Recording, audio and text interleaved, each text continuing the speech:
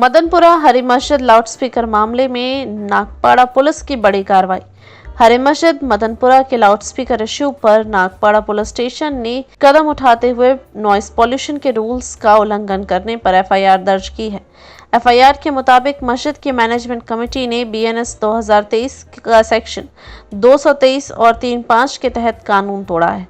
FIR दर्ज की गई इन 6 लोगों पर पहला जावेद शेख, दूसरा इकबाल शमासुद्दीन, तीसरा सालिम मिर्जा, चौथा सलीम शेख, पांचवा मोहम्मद जैद अंसारी जाहिद भाई और छठा फिरदौस कुरैशी मस्जिद में लाउडस्पीकर इस्तेमाल पर ये एक्शन नॉइस पॉल्यूशन रूल्स के वायलेशन पर लिया गया है।